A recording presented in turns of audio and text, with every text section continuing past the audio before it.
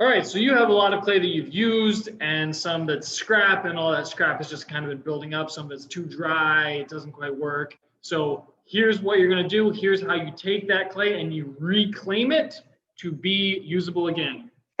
So you've got all this extra clay from the projects that whatever you've been working on.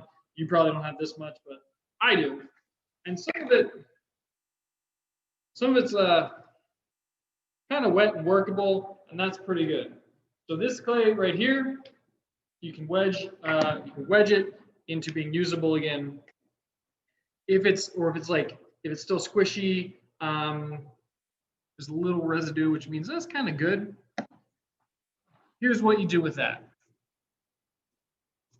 So you've got this clay. If it's a little too dry also, that's fine. You can take it. You got a workable surface. If you happen to have this lovely thing like a spray bottle, if it's a little too dry, you can spray a little water. And I've done this before. A little water, another layer, a little water, another layer, a little water. This water is going to seep into your clay like that. Ooh, that's kind of dry. That's tough. It rips. It doesn't. It's not the best. Let's kind of pound that down into that. A little water.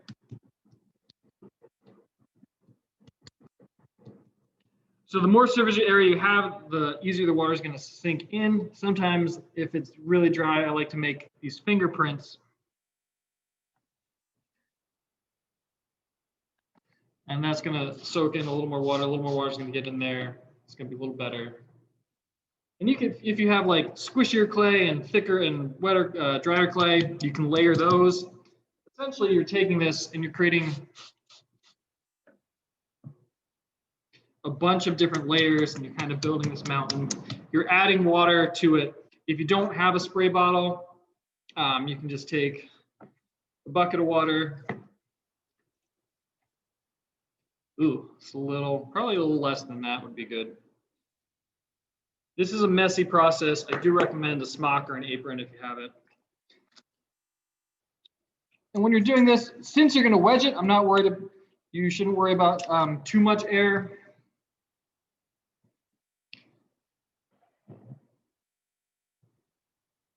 So just getting the surface nice and slick. It's kind of a thin layer of clay, so you're putting a thin layer of water, followed by another thin layer of clay. You may not have this much, however much you have, that's fine. So you've got this like multiple layered cake of clay. This is like that cake in that Disney movie, Sleeping Beauty, with the 3 fairy godmothers. Make it pink, make it blue, make it pink, make it blue, and then the green one was just like, you get yell nuts. And it was like propped up with brooms and all kind of sliding down. This is like that cake. So you can take it, you're gonna wedge it. Here's one little trick for you to help wedge it. I need a wire, hold that thought. Cool, here it is. You can take your wire, cut this in half, push that half down, take the other half, push it right on top. Do it again. And this is just helping to even out the clay. If you have layers that are much harder and layers that are much softer, this helps kind of get it into a more homogeneous mixture.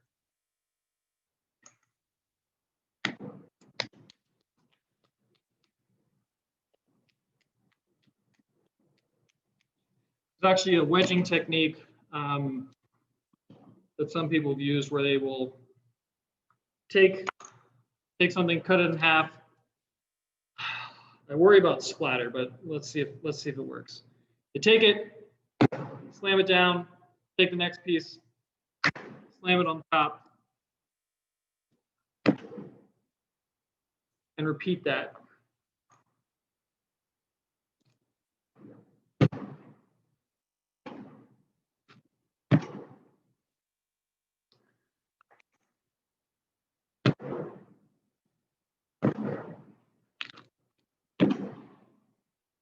It's faster than the like punching method. Whatever you want to do, that's fine. And you don't have to do it this way.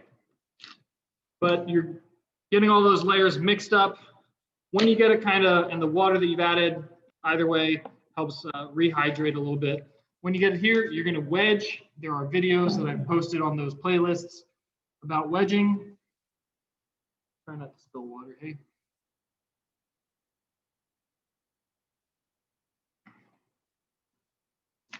It's nice to have about this much or like a little less. If you try and wedge something like that, that's not going to, it may not be enough. So you have a chunk of it. It's a lot of work to do, so it's probably better to do it once. There are definitely videos of people who do this better than I do. They talk about it better than I will.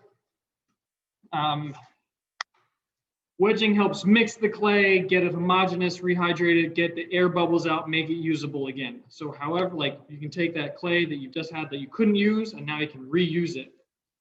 So working with this, I kind of rolled up, squish it a little bit. I do a little rock and then rock it back and to give it a little twist. So from this angle, it's squish down and away, rock back and twist. And I'm getting my whole body involved. I'm standing up. I got my arms straight. I'm using my shoulders. Let's see if I can do it a little from this angle too. Push down, compress. And when it pulls up, there's a little twist. I don't know if you heard that. That was a little pop. That was an air bubble popping out. Looks like there might be, looks like that may have been where it was.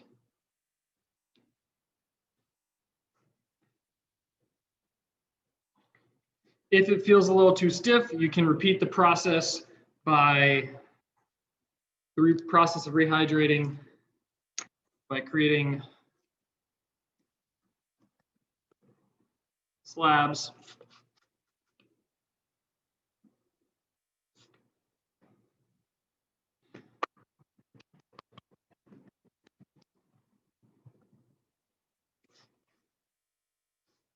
Adding water.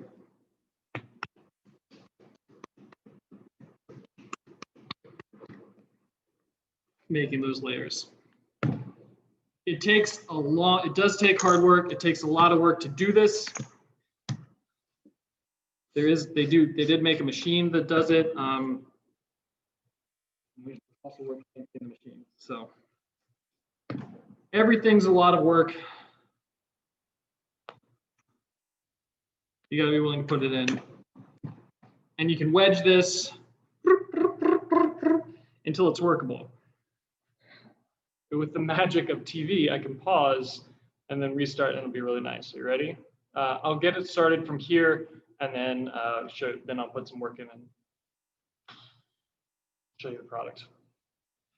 From here, squish it down, pull it up. You're not rotating it a whole lot, just a little bit. Squish and rock, squish and rock.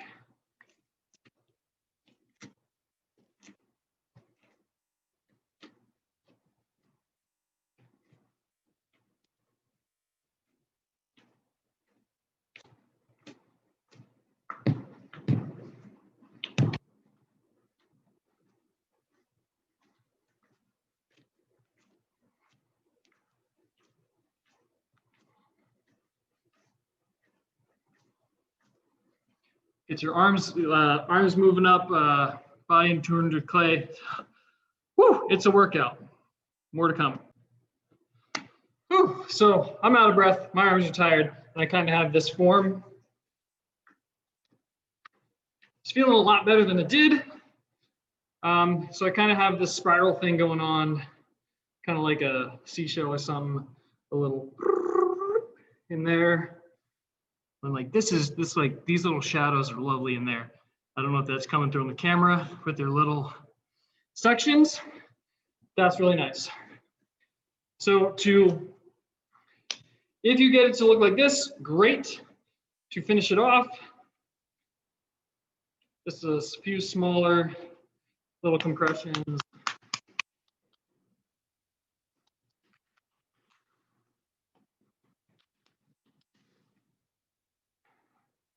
It won't shake the camera. Yeah, right.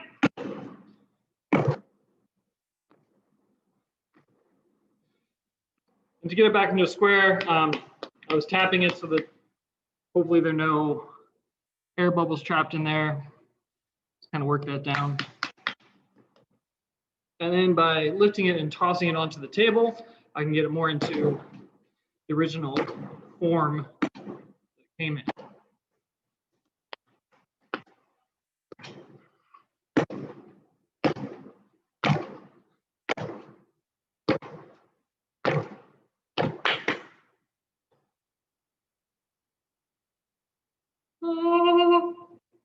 And you have a block of clay that you can cut from, use again, use for your next project. Nice and workable. So that's an option if you have the clay that's fairly workable and you just need to wedge it. Probably do that much of the time. Whew. Like Migo say, it's hard work. Get swollen. There you go. Good luck with that.